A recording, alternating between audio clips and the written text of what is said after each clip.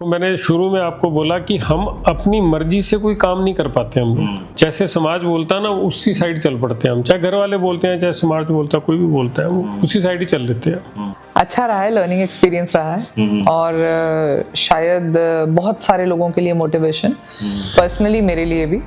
Because जब life में struggles आते हैं तो अपने लाइफ पार्टनर के साथ अगर आप उस चीज़ में जुड़ रहे हैं और उनके स्ट्रगल्स आपके लिए एक लर्निंग एक्सपीरियंस होते हैं, तो अपनी लाइफ में भी जो हिकअप्स आए वो सारे झेलने का हौसला यहीं से मिला। यहीं से मुझे भी इधर से ही मिला। हम झगड़ा भी बहुत करते हैं। हाँ, बहुत झगड़ा करते हैं। अच्छा। जब मैंने कहा ना 50-50 पार्टनरशिप है, तो वो 50-50 अपना अपना दायरा निभाए रखने के लिए और बनाए रखने के लिए थोड़ा बहुत तो चलता है। बहुत कुछ चलते हैं, बहुत कुछ चलता है। जिनके नहीं चलता उनका लफड़ा है कुछ ना। तो 11 या 12 मई रात को ना तूफान आया बहुत जबरदस्त, जैसे अंधड़ आते हैं ना, सब उड़ गया वो तूफान में। बवंडर सा आया और वो एंटर कर गया उसके अंदर। अब वो लोग क्या करते थे, जैसे 10,000 रुपए की एफडी है, आप एजेंट हो तो 10,000 में से 2,000 तो आपको कमीशन ही मिल जाना है। आपने मेरे को फंसाया, मेरे से 10,000 रुपए लिए, कंपनी में दे दिए, 2,000 रुपए आप ले गए। 4 लाख रुपए, शायद 4 या 5 लाख रुपए थे। वो एक बहुत बड़ा अमाउंट आया। हमारी प्लानिंग क्या थी तब से, हम उससे ना बहुत बढ़िया स्कूल बनाएंगे। अच्छा। हाँ, अब उस टाइम तो 1,500 रुपए जेब में नहीं होते, तो 1.5 लाख तो बहुत बड़ा अमाउंट था। तो उसने मेरे से एक प्रनोट लिखवाया। वो प्रनोट आज भी मैंने रखा हुआ अपने पास। अग्रवाल सन्स, रोहिणी सेक्टर 7 में एक नाहरपुर गांव में मार्केट है, बहुत बड़ी किराना की, हो सकता है आपने भी देखी हो। 5,000 रुपया महीना में हो गई। बोला भाई, जब वो ताश खेलते हैं ना तो वो ऐसे करते हैं, जब वो ऐसे करते हैं तो वो ताला खुलता है। दोस्तों, आप देख रहे हैं हमारी खास सीरीज एक्सीडेंटल बिजनेसमैन, जिसमें विनोद शर्मा जी अपनी जिंदगी की कुछ कहानियां बता रहे हैं। वो बता रहे हैं कैसे वो एक्सीडेंटल बिजनेसमैन बन गए। नौकरी करना नहीं चाहते थे, लेकिन फिर भी कुछ समय तक नौकरी करनी पड़ी उनको। लेकिन उन्हें जुनून था बिजनेस करने का, कुछ अलग करने का, हटके करने का। इंटीरियर डिजाइनिंग का शौक वो रखते थे और यही जुनून उन्हें आगे चलकर एक सफल बिजनेसमैन बना गया। तो विनोद सर, कैसे हैं आप? How are you? बहुत बढ़िया सर, वेलकम। आपका घर में स्वागत है। आज हम आ गए हैं विनोद सर के खूबसूरत से ब्यूटीफुल घर में, और इस घर की खूबसूरती देखकर भी आप अंदाजा लगाएंगे और सोचेंगे कि वाकई में इनका जो इंटीरियर डिजाइनिंग का और जो इनका पैशन था, वो उसकी झलक इनके घर में भी दिखती है। सर, ये बताइए मुझे, ये आज मैं आपके घर में आ गया हूँ, हमारी टीम आपके घर में आ गई है, तो ये जो घर की सुंदरता है, डिजाइनिंग है इसकी पूरी, आपने ही किया है? मैम ने भी आपका नहीं, मैम का पूरा सहयोग रहता है। मैम का पूरा सहयोग रहता है। अच्छा, हमारी मैम से एक दिन बात हुई थी, मैम ने खुद भी कहा था कि उन्हें भी इंटीरियर डिजाइनिंग का बहुत शौक रहा है। बहुत क्रिएटिव रही है वो शुरू से। आज मैं नमिता मैम से भी आपको मिलवाने वाला हूँ। सर की धर्मपत्नी है वो, और हर तरह से सर का साथ दिया उन्होंने उनके इस सफर में। लेकिन सबसे पहले सर, इस घर की खूबसूरती के बारे में बात करते हैं। एक एक चीज जो है इतनी खूबसूरत है और मुझे लगता है आपने बहुत मन से बनाया है। तो सर, इंटीरियर डेकोरेशन की खास झलक जो है आपके घर में भी देखने को मिलती है और बेहद ही खूबसूरती से सजाया गया घर। थोड़ा इस पहले झूले के बारे में बताइए सर, ये झूला कहाँ से लिया और ये क्या कहानी है इसकी? हम लोग तो ना फैंसी लाइट खरीदने गए थे मार्केट। अच्छा। और लाइट हमें अपनी मर्जी की मिली नहीं, तो किसी ने बताया जी एक एग्जॉटिक इंडिया शोरूम है कीर्तिनगर, वहां जाके पता कर लो आप। अच्छा। और वहां गए तो वहां हमें झूला दिख गया। अरे, अब बिटिया आ रही है अहमदाबाद से। अच्छा। शादी थी, वैभव की शादी से पहले की बात है ये। हाँ। हमें झूला पसंद आया, हम झूला ले आए। बहुत अच्छा झूला था ये। ब्यूटीफुल, बहुत खूबसूरत है सर। और बाकी ये जो बुक शेल्फ है यहाँ पे, बुक क्या बोलेंगे इसको? ये हमने अपना बनाया है। अच्छा। ये हमारे अपने कारपेंटर ने बनाया हुआ है। ओके। हाँ, ये एक पिक्चर हमने देखी थी कहीं पे, और ये फिर नमिता ने पूरा इसकी डिजाइनिंग पूरी की अच्छी तरह से। बहुत प्यारा, बहुत प्यारा।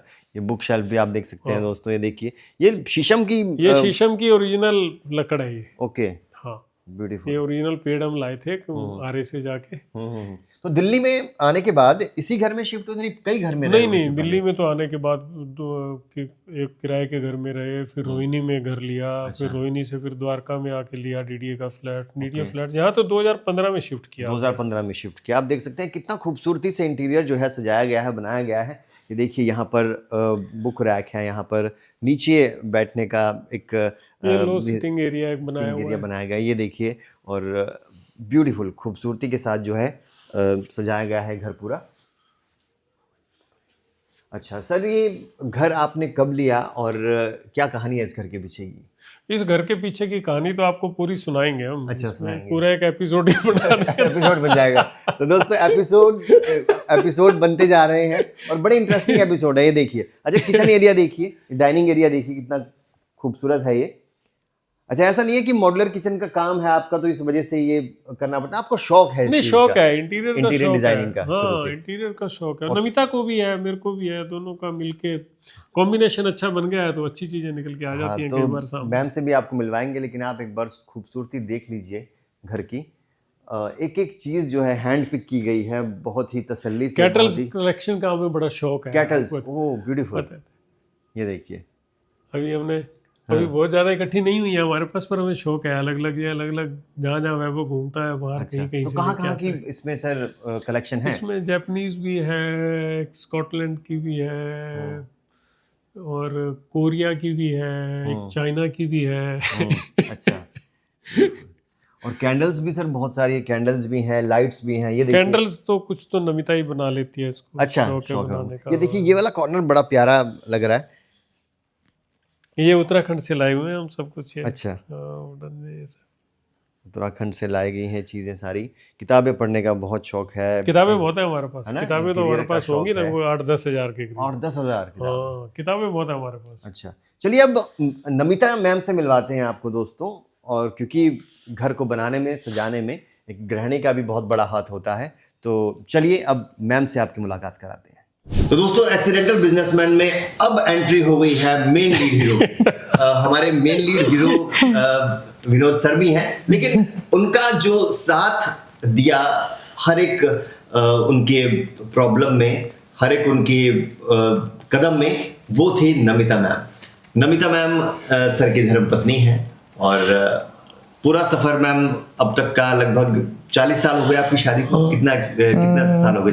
35 होने वाले हैं। 35 होने वाले। और मैम जो है लगभग 3 दशक से जो है पढ़ा रही हैं बच्चों को। शी इज टीचर और प्रिंसिपल रही हैं स्कूल्स में। तो मैम, उससे पहले आपसे जानूंगा, आपके लाइफ के एक्सपीरियंस जानेंगे, लेकिन उससे पहले घर बहुत खूबसूरत बनाया मैम।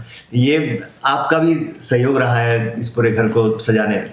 आपकी जो सीरीज आपने शुरू की है ना, एक्सीडेंटल बिजनेसमैन, सो उस एक्सीडेंटल बिजनेसमैन के साथ एक एक्सीडेंटल और जुड़ाव था। अच्छा। शौक शायद सेम रहे, तो परमात्मा ने जोड़ा इकट्ठा। तो यस, इकट्ठे किया है ये सब। इकट्ठे किया है। तो आपको भी इंटीरियर डिजाइनिंग का शौक रहा है शुरू से? हाँ, शुरू से रहा है। शुरू से रहा है। आर्टिस्टिक बेंट ऑफ माइंड रहा है। बट अगेन, जैसे जो वो करना चाहते थे, हम लोग मिडिल क्लास फैमिलीज से आते हैं, तो पेरेंट्स डायरेक्शन देते हैं अपने हालात और अपने सर्कमस्टांसेस को देखते हुए। तो सेम अपने साथ भी रहा, तो इसलिए वही बात है ना। देखो, मैंने शुरू में आपको बोला कि हम अपनी मर्जी से कोई काम नहीं कर पाते। हम लोग जैसे समाज बोलता है ना, उसी साइड चल पड़ते हैं हम। चाहे घर वाले बोलते हैं, चाहे समाज बोलता है, कोई भी बोलता है, वो उसी साइड ही चल देते हैं। अच्छा मैम, सर के बिजनेस के सफर तक, जब तक सक्सेस नहीं रहे, आपने हर पल हर कदम में साथ दिया सर का। एक वक्त ऐसा भी था जब कुछ नहीं था आपके पास और आपके गहने भी चोरी हो गए थे जब आप दिल्ली आए थे। वो भी कहानी हम जानेंगे। तो कैसा देखते हैं सर के स्ट्रगल को, इस सफर को, एक्सपीरियंस को? अच्छा रहा है, लर्निंग एक्सपीरियंस रहा है। और शायद बहुत सारे लोगों के लिए मोटिवेशन, पर्सनली मेरे लिए भी। बिकॉज जब लाइफ में स्ट्रगल्स आते हैं तो अपने लाइफ पार्टनर के साथ अगर आप उस चीज में जुड़ रहे हैं और उनके स्ट्रगल्स आपके लिए एक लर्निंग एक्सपीरियंस होते हैं, तो अपनी लाइफ में भी जो हिकअप्स आए वो सारे झेलने का हौसला यहीं से मिला। मुझे भी इधर से ही मिला। हाँ, वैसे वर्षा है। कितना जरूरी होता है एक लाइफ पार्टनर का साथ खड़े रहना, और कैसे देखते हैं इस चीज? परमात्मा ने अगर ये रिश्ता बनाया है तो उसके पीछे कोई कारण रहा होगा, और कारण यही है कि 50-50 पार्टनरशिप है। और आई थिंक विनोद ने ये वाली पार्टनरशिप हमेशा निभाई है और वो दायरा भी दिया। तो आने वाले एपिसोड्स में सर एक खास एपिसोड मैम का भी होने वाला है आपके साथ, उसमें आप लोग क्या एक्सपीरियंस शेयर करने वाले हैं अपनी लाइफ के? बहुत सारे एक्सपीरियंस हैं, हम झगड़ा भी बहुत करते हैं। हाँ, बहुत झगड़ा करते हैं। अच्छा, जब मैंने कहा ना 50-50 पार्टनरशिप है, अच्छा। तो वो 50-50 अपना अपना दायरा निभाए रखने के लिए और बनाए रखने के लिए थोड़ा बहुत तो चलता है। बहुत कुछ चलते हैं, बहुत कुछ चलता है। जिनके नहीं चलता उनका लफड़ा है कुछ ना कुछ। चलिए आने वाले एपिसोड्स में पूरी कहानी भी जानेंगे हम लोग आगे मैम की और सर की। अब सर बात करेंगे हम लोग ग्रीन हाउस से आगे बढ़ो। सर अभी तक हमने देखा कि ग्रीन हाउस का काम आप शुरू करने जा रहे थे अपने दोस्तों के साथ मिलकर, आगे क्या हुआ? ग्रीन हाउस हम जब बात कर रहे थे पहले, ग्रीन हाउस और फॉरेस्ट कंपनी जी, ये दोनों साथ साथ में चल रहा था क्योंकि इंटररिलेटेड काम था ये।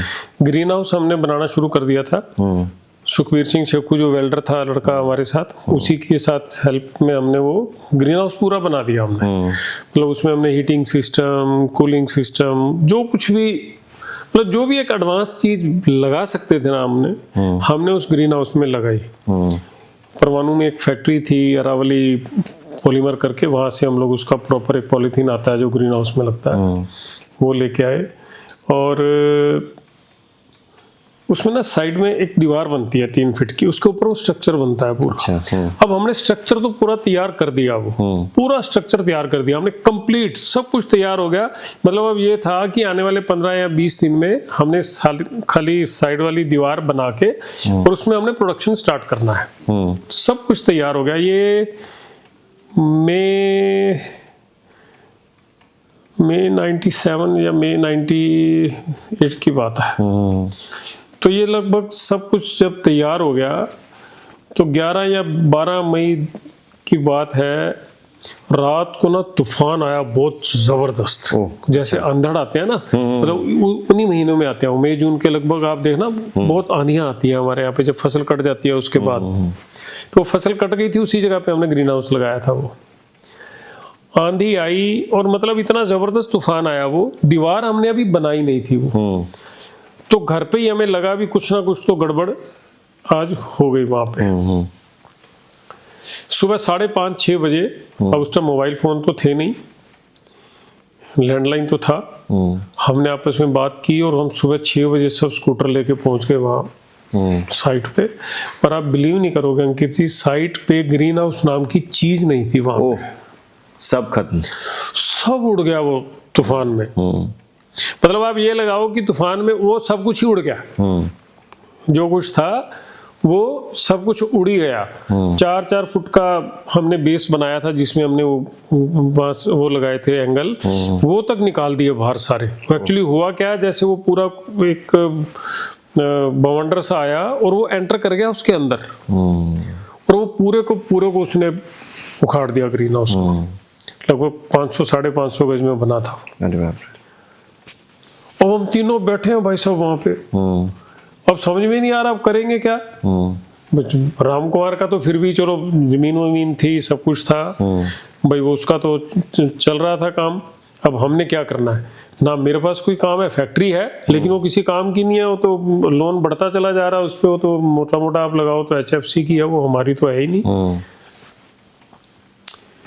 अब साथ साथ में वो फॉरेस्ट कंपनी वाला काम चल रहा था, हिम्मत नहीं आ रही हमने। मतलब हमारा तीनों का एक ही सिस्टम होता था। एक निश्चित के पास ना कुक होता था राम, वो हमें पकोड़े खिलाता था बना के। बैंगन के पकोड़े मैंने पहली बार खाए, कहते बंगाली ज्यादा खाते हैं शायद। तो हम तो क्या तीनों जने उठे और निश्चित अग्रवाल के घर चले गए, राम को बोला पकोड़े बना भाई। अब पता है भी बर्बाद तो हो गए अच्छी तरह से। अब काम शुरू कर दो जी, फॉरेस्ट कंपनी पे काम शुरू कर दो आप। वो फैक्ट्री में रिपेयर वाला काम तो वो चल ही रहा था साथ साथ, एक थोड़ा सा सिस्टम चल रहा था साथ में। अब फॉरेस्ट कंपनी में जो बाकी लोग काम करने वाले थे ना, उन सब का तो था कि वो लोग 100% फ्रॉड की ओर काम कर रहे थे। आप समझना एक बात, 100%। मतलब आपको बताता हूँ मैं, एक रोजल फॉरेस्ट कंपनी आई हमारे जींद में। वो सरदार जी थे, वो ना ऑटो चलाता था हमारे जींद में, उसने रोजल फॉरेस्ट कंपनी बना दी। मतलब आप लगाओ कि विद इन 4 और 5 मंथ्स उस आदमी ने 3-4 करोड़ रुपया मार्केट से इकट्ठा कर लिया। वो एफडी होती थी, अगर आपको तो खैर याद भी नहीं होगा, आप तो पता नहीं बहुत छोटे होंगे या हो सकता है पैदा भी बना हुए हो। तो वो क्या होता था भी, जैसे मान लो आपसे मैंने 10,000 रुपए की एफडी ले ली, फॉरेस्ट कंपनी आपने बनाई है। फॉरेस्ट कंपनी भी राजेंद्र खुराना ने मुझे रजिस्टर करवा के दी, ट्यूलिप इंटरनेशनल नाम के, शायद ट्यूलिप इंटरनेशनल नाम से शायद हमने लिमिटेड कंपनी बनाई थी वो। तो अब वो लोग क्या करते थे, जैसे 10,000 रुपए की एफडी है, आप एजेंट हो तो 10,000 में से 2,000 तो आपको कमीशन ही मिल जाना है। आपने मेरे को फंसाया, मेरे से 10,000 रुपए लिए, कंपनी में दे दिए, 2,000 रुपए आप ले गए। हमने भी ऐसे एक एजेंट रखा हमारे साथ में, जुलाना कस्बा है, वहां से एक बंदा। और निशित ने अपने जीजा जी से मंगवाए 4 लाख रुपए, शायद 4 या 5 लाख रुपए थे। वो एक बहुत बड़ा अमाउंट आया। हमारी प्लानिंग क्या थी तब से, आप देखो मैं बार बार आपको एक ही चीज बोलता आ रहा हूँ शुरू से, कि हमने कुछ हटके करने का हमारा मूड रहता था हमेशा। हमने प्लान किया भी, जो पैसा इकट्ठा होगा ना, फॉरेस्ट तो किसने लगाना था, हम उससे ना बहुत बढ़िया स्कूल बनाएंगे। अच्छा। हाँ, क्योंकि नमिता उस टाइम स्कूल में लग चुकी थी महर्षि विद्या मंदिर में।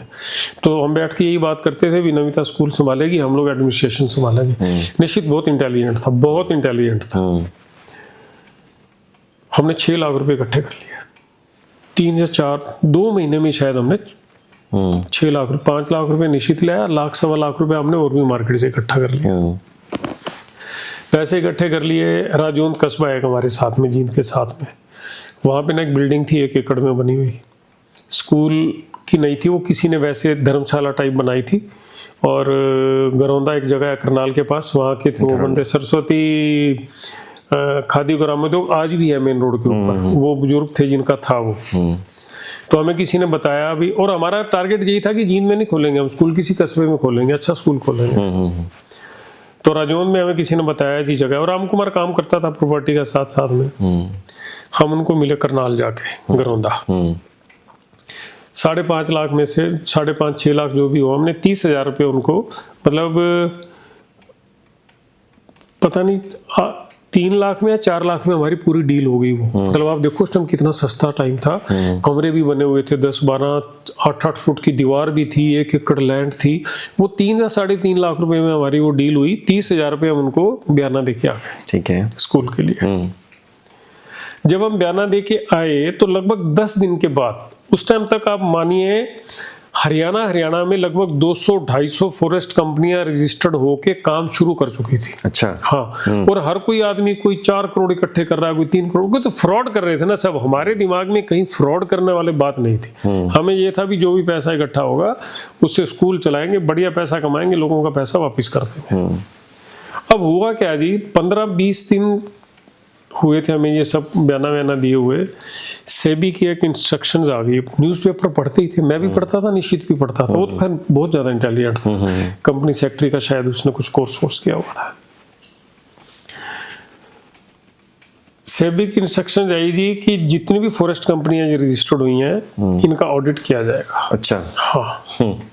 निश्चित बोला हमारे को, बोला भाई उसको पूरा नॉलेज थी, उसको पूरी नॉलेज थी, बोला 100% फंसेंगे। बोला हम फॉरेस्ट कंपनी में पैसा इकट्ठा कर रहे हैं, ये पैसा हम फॉरेस्ट में लगा नहीं रहे, ऑडिट होगा, स्कूल हम दिखा नहीं सकते उसमें, 100% फंसेंगे। हमने सेम डे काम रोक दिया। अच्छा। Same day.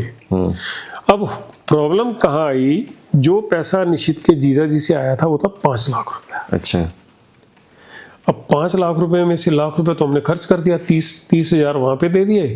कुछ जो एजेंट रखा था उसको एक बाइक खरीद के दी हमने, पेट्रोल ये सब कुछ खर्चा हो गया उसमें हमारा। अब उसको तो पैसे उनको वापस भी करने हैं। खैर ये सब कुछ हुआ, 4 लाख तो उसने वापस कर दिया, लाख रुपए का फिर भी रह गया ये सब।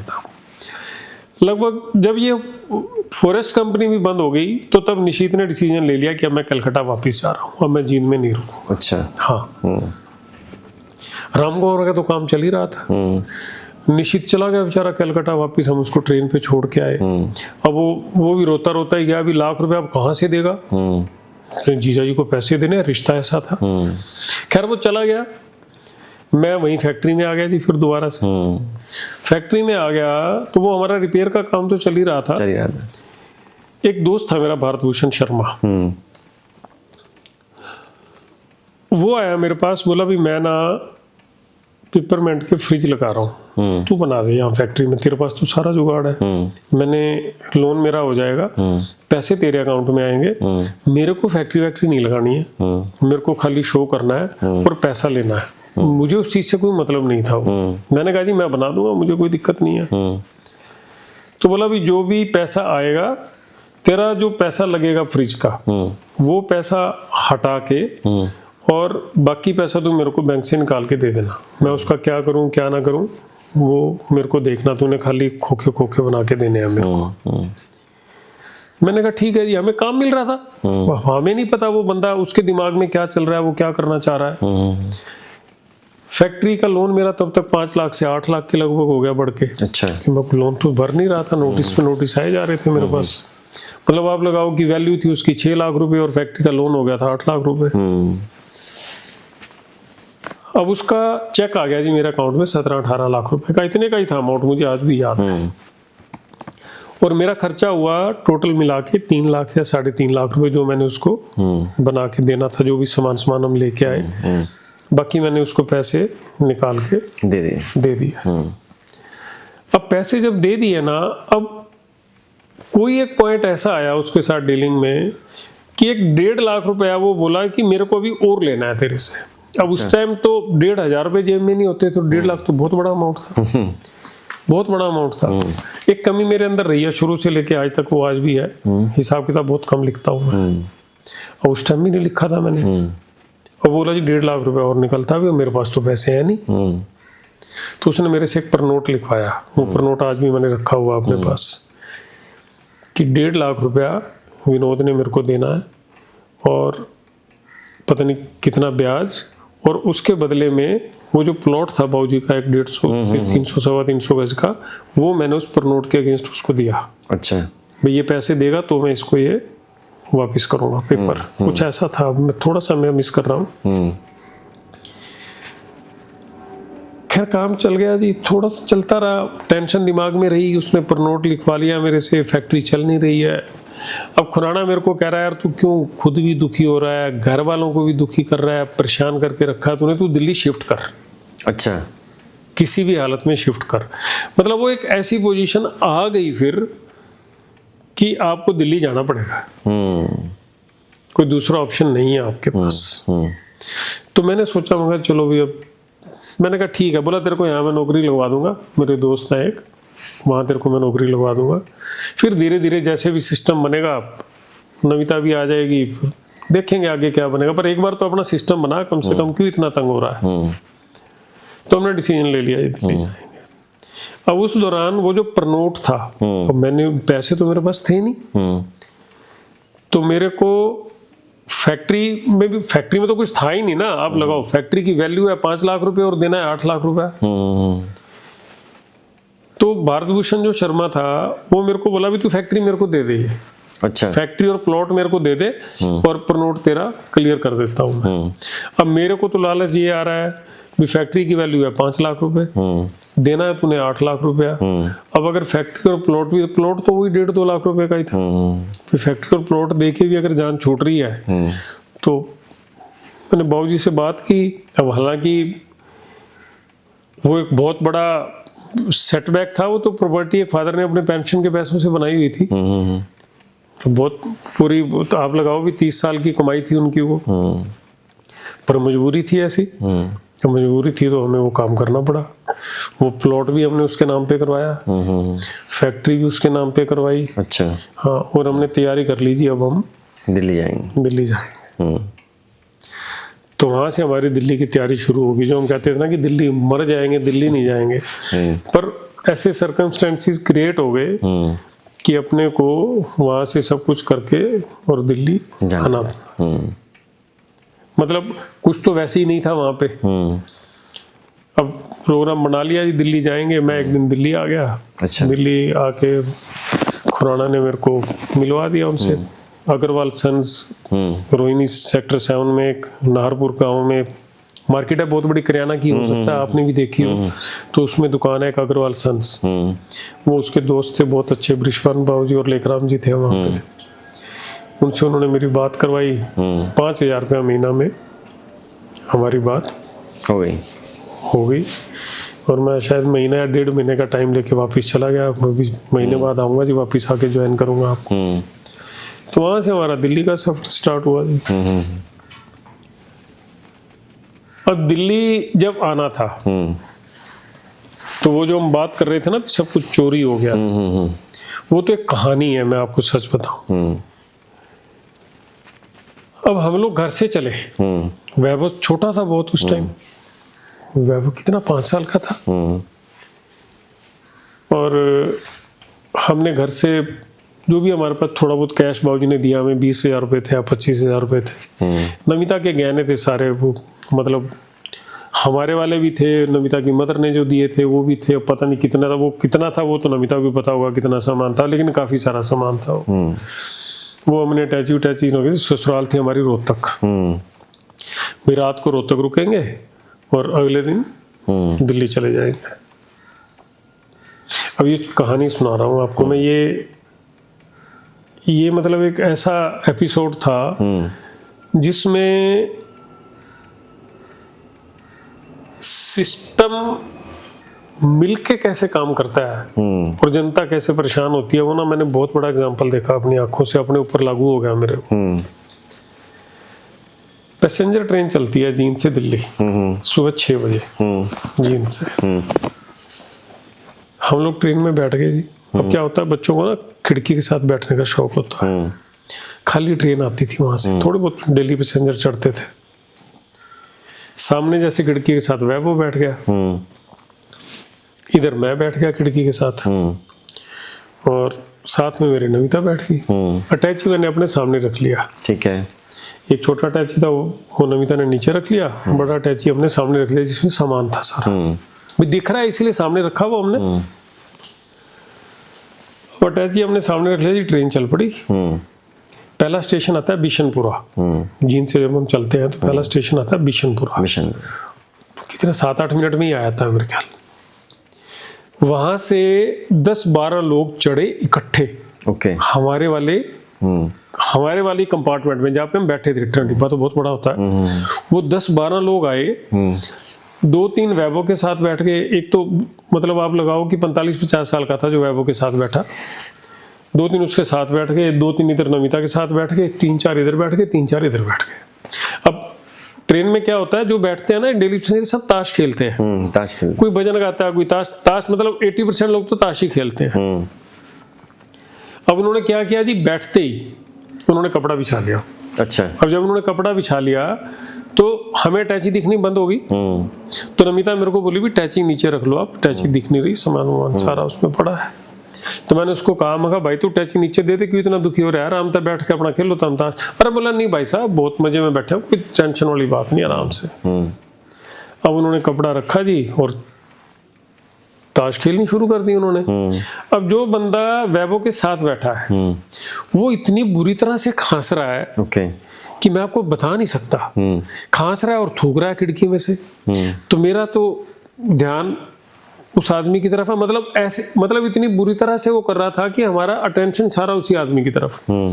और जो आदमी नमिता के साथ बैठा है वो ऐसे कर करके नमिता को देखता जा रहा है। अच्छा। अब आप देखो भी, अगर आपकी वाइफ आपके साथ बैठी है और कोई आदमी ऐसे मुड़ मुड़ के उसको घूरेगा तो आप क्या करोगे, आपका टेंशन तो उधर ही रहेगा ना। मतलब ये सारी चीजें हमें समझ में आई जब सब कुछ लुट पिट गया हमारा। 10 मिनट के बाद जयजावंती एक स्टेशन आता है, वो वहां पे वो सब लोग उतर गए। अटैच की एजिटिस पड़ा है, कोई दिक्कत नहीं है। रोहतक आया जी, हम घर चले गए। घर जाके हमने अंकित जी सारे ताले खोले अटैची के, एक भी ऐसा नहीं था कि खुला हो। जैसे साइड वाले लॉक, जैसे पहले अटैची आते थे ना, साइड वाले लॉक, बीच वाला लॉक। अंदर ना तो कैश है और ना उसमें गहने हैं। अब हमें लगा भी शायद हम जींद भूल आए होंगे, भी रखना भूल गया अटैची में। घर फोन किया तो घर वाले कह रहे जी कुछ भी नहीं है, घर तो आप रख के गए नहीं। तो नमिता मेरे को बोली, मैं आपको बोल रही थी वो 100% वो चोरी हो गई हमारी, 100%। अब भागे जी वापिस जींद। जींद आए, पहले तो घर ही देखा सारा कुछ, अब नहीं है कुछ। अब दिमाग में ये आ रहा है भी कोई ना कोई बंदा तो ऐसा है जिसको पता था कि हम ये सामान लेके जा रहे हैं, नहीं तो हमारे ऊपर ही उन्होंने क्यों अटैक किया ऐसे। तो हमें शक हो रहा है जी शायद पीछे वाले घर में कोई आदमी होगा, कोई कान लगा के सुनता होगा। मतलब उस टाइम दिमाग में क्या क्या चीजें आती हैं, क्या क्या चीजें आती हैं। रेलवे स्टेशन गए, पुलिस स्टेशन, अब वो FIR लॉन्च ना करे वैसा, वो तो जी शायद रोहतक की बाउंड्री में हुआ जी, डिस्ट्रिक्ट की। अच्छा। ये मैं अब आपको बता रहा हूँ कि सिस्टम कैसे काम करता है, एक आम आदमी कैसे मतलब उसमें उलझन में पड़ा रहेगा। अब FIR लॉन्च ही ना करे जी। चाचा जी हमारे SHO थे कैथल उस टाइम, आपको मैंने पहले भी बताया जब।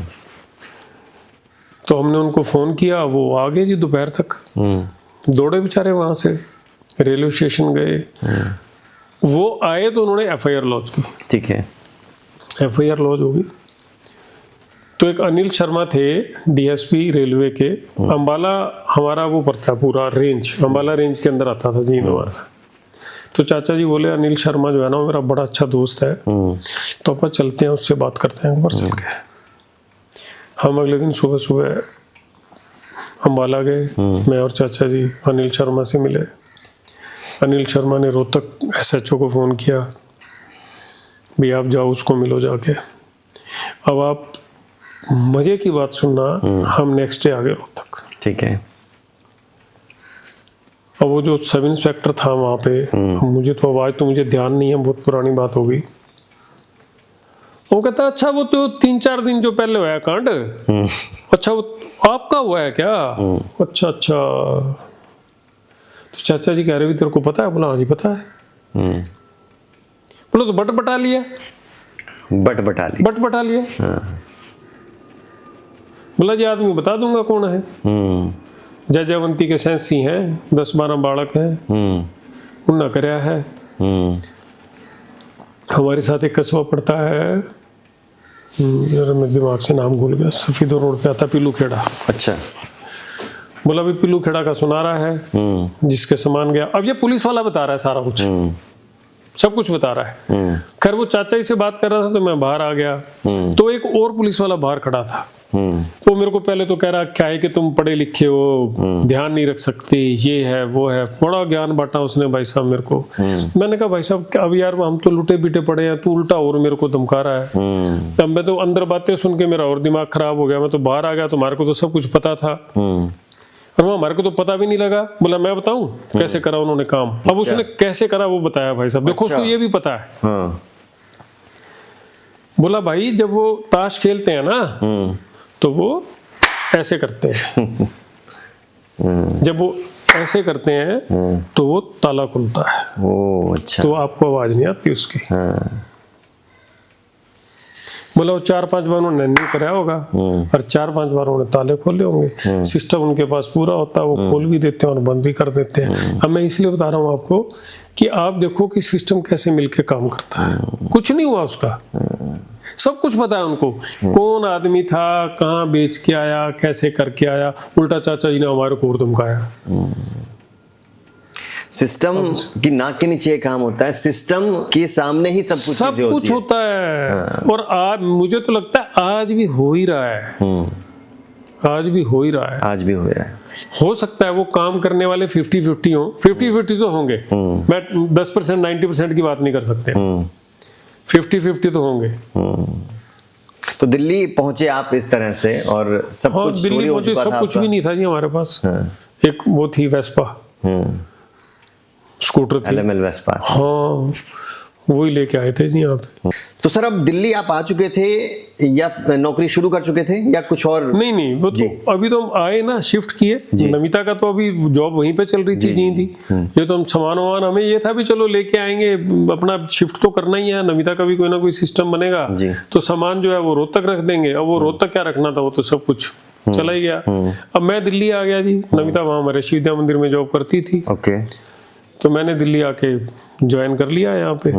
फिर 2 महीने के लगभग मैं अकेला रहा यहाँ, अग्रवाल सन्स पे कर लिया मैंने ज्वाइन। हुआ उनकी दुकान थी sanitary, paint, hardware, ply board, sunmica, मतलब आप ये लगाओ कि बिल्डिंग मटेरियल से लेके और सब कुछ हम लोग एक ही दुकान से सब कुछ सप्लाई करते थे। लगभग 4700 के करीब आइटम थी हमारी। और मतलब अब आप ये लगाओ कि मेरे को 25 साल हो गए दिल्ली आए हुए। मैंने जो हमारे वो बाबूजी थे ब्रिशवान अग्रवाल जी, आज भी मतलब मैं उनको अपना गुरु ही मानता हूँ। आप लगाओ भी, अगर मैं दिल्ली में आके कुछ मतलब जो भी हमने शुरुआत की वो उन्हीं के वहीं से की। हाँ, करवाने वाला राजेंद्र खुराना ही था, शुरुआत उसी ने करवाई, लेकिन उनसे हमने बहुत कुछ सीखा ब्रिशवान जी से। बहुत ईमानदार आदमी। अच्छा, उस टाइम भी थे, आज भी है। तो दिल्ली में बिजनेस की शुरुआत आपकी इस नौकरी के बाद हुई? हाँ, इस नौकरी सबसे पहली नौकरी। हाँ, दिल्ली में आके दिल्ली की पहली नौकरी थी। पहली नौकरी थी। और उसके बाद बिजनेस शुरू किया दिल्ली बिजनेस से? तो बहुत बाद में शुरू किया, बाद में 3 साल तक की नौकरी आके। 3 साल तक नौकरी? 3 साल तक नौकरी की। अच्छा, हाँ। तो नौकरी के बाद मेरे को 5000 रुपए मिलते थे जी। 2 महीने के बाद फिर सचदेवा पब्लिक स्कूल में एक वैकेंसी निकली जी, ज्योग्राफी टीचर की, रोहिणी में। नमिता ज्योग्राफी एंड थी। इंटरव्यू दिया जी, तो नमिता का सिलेक्शन होना ही था। वो तो खैर मतलब एजुकेशन अच्छी थी, सिलेक्शन हो गया। 9500 रुपये सैलरी थी इसकी। अच्छा, 5000 रुपये मेरे को मिलते थे, 14500 रुपये हम दोनों को मिलते थे। किराए का घर था हमारा, 2500 या 2600 रुपये रेंट देते थे। और बड़ी अच्छी जिंदगी जी हमने, मतलब वो एक टर्निंग पॉइंट था। आप लगाओ चाहे 5000 रुपये नौकरी थी मेरी, लेकिन वहां से सब कुछ ठीक होता चला गया। हाँ। और दिल्ली नहीं आ रहे थे चाहना, लेकिन फिर भी जो है किस्मत को ये मंजूर था कि दिल्ली में ही आना। वो ही है ना, वो मतलब जब चोरी वोरी हुई ना, तो वो मतलब दिमाग में ये आता था, ना जाने कैसे परखता है मेरा खुदा मुझे, इम्तिहान भी सख्त लेता है और हारने भी नहीं देता। अरे वाह, बहुत बढ़िया। चलिए आगे की जो कहानी है वो जानेंगे अगले एपिसोड में सर। तो एक शख्स ना चाहते हुए भी दिल्ली आया, दिल्ली आकर बस गया और कैसे सक्सेस हुआ उनका बिजनेस, ये पूरी कहानी आप अगले एपिसोड्स में जानेंगे। तो हमारा मकसद ये है दोस्तों, एक्सीडेंटल बिजनेस सीरीज बनाने का और आपको दिखाने का कि कोई भी आम आदमी, मिडिल क्लास आदमी हिम्मत करके अपना काम शुरू कर सकता है, चाहे वो जॉब भी क्यों ना कर रहा हो, लेकिन काम भी शुरू कर सकता है और सक्सेसफुल भी हो सकता है, चाहे कितनी भी अड़चनें लाइफ में आए। बहुत खुशी है आपको हमारे सभी एपिसोड्स बेहद पसंद आ रहे हैं। आप अगर विनोद शर्मा जी से कोई सवाल पूछना चाहते हैं बिजनेस से रिलेटेड और अपने स्ट्रगल लाइफ से रिलेटेड, बिजनेस में आ रही है जो, तो ज़रूर आपके सजेशंस का हमें इंतज़ार रहेगा, कमेंट्स का इंतज़ार रहेगा। फिलहाल के लिए इतना ही दोस्तों, अगले एपिसोड्स को भी ज़रूर देखिएगा और बने रहिए हमारे साथ।